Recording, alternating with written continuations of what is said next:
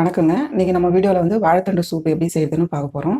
பொதுவாக வந்து வாழைத்தண்டு வந்து உடம்புக்கு ரொம்ப நல்லது. கிட்னிலாம் வந்து கல் இருந்ததுன்னா நம்ம கிட்னி கல் எப்படி போக வைக்கிறதுன்னு சொல்லிட்டு ரொம்ப கஷ்டப்படுவோம். ஹாஸ்பிட்டல்லாம் போய் நிற்போம்.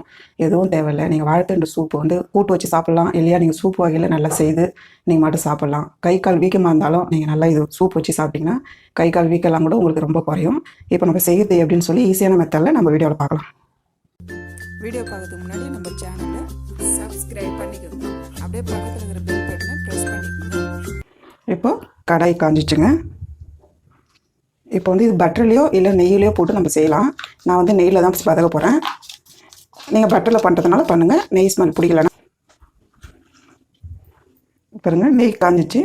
ஒரு ஸ்பூன் வந்து ஜீரகம் போட்டுக்கோங்க. ஜீரகம் வந்து நல்லா பொரியட்டும். ஜீரகம் நல்லா பொரிஞ்சிச்சு.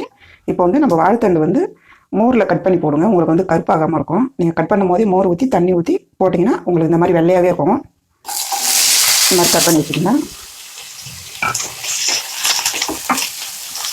இப்போ இது ஒரு 2 நிமிஷம் நல்லா வதக்கிட்டே இருங்க. நான் வந்து ஒரு பச்சை மிளகாய் கீறி வச்சுருக்கேங்க. நீங்கள் ஒரு பச்சை மிளகாய் போடுங்க. உங்களுக்கு பச்சை மிளகாய் வேண்டான்னா வெறும் பெப்பரே போதும். இப்போ வந்து இஞ்சி பூண்டு பேஸ்ட்டுங்க 2 ஸ்பூன் போட்டுக்கோங்க.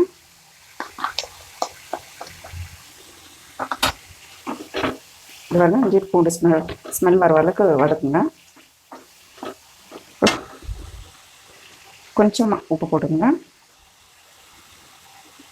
பெப்பர் வந்து இப்போ கொஞ்சமாக போடுங்க. நம்ம அப்புறமா போடலாம்.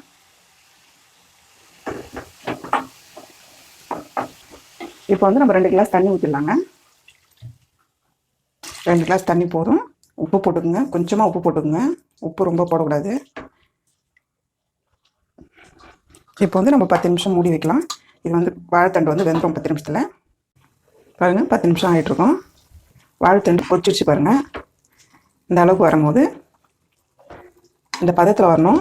இப்போ வந்து நம்ம வந்து வாழைத்தண்டு கொஞ்சம் பீஸ் எடுத்து ஜூஸாக போட்டு வச்சுருக்கோம். அதை வந்து இப்போ ஆட் பண்ணிக்கோங்க. இது வந்து அப்படியே கலக்கி கொடுங்க. இது ஒரு 2 நிமிஷம் மூடி வைக்கலாங்க. நம்ம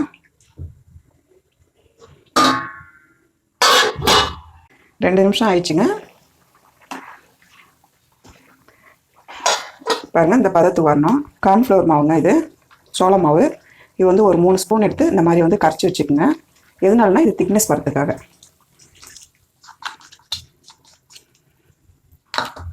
இப்போ நல்லா கிளறி விடுங்க.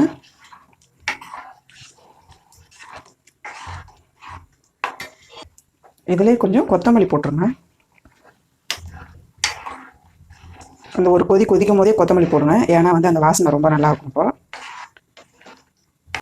இப்போ வந்து நம்ம கார்ன்ஃப்ளவர் மாவு ஊற்றிருக்கோம் இல்லைங்களா, அதனால் ஒரு 2 நிமிஷம் இது கொதிக்கட்டும்.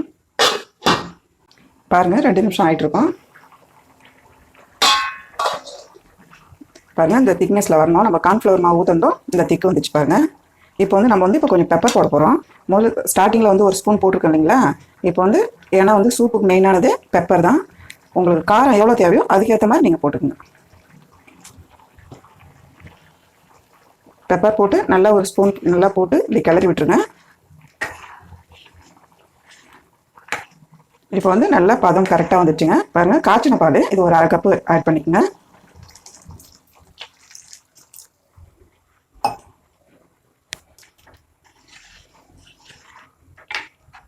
வாழைத்தண்டு சூப்பு ரெடி ஆயிடுச்சுங்க. இப்போ எப்படி இருக்குன்னு சொல்லி நம்ம டிஸ்பிளேல பார்க்கலாம். வாழைத்தண்டு சூப்பு ரெடி ஆயிடுச்சுங்க. நீங்களும் வீட்டில் செஞ்சு பாருங்கள். இந்த வீடியோ உங்களுக்கு பிடிச்சிருந்தா லைக் பண்ணுங்கள், ஷேர் பண்ணுங்கள். எனி டவுட் இருந்தால் கமெண்டில் சொல்லுங்கள். தேங்க்யூ.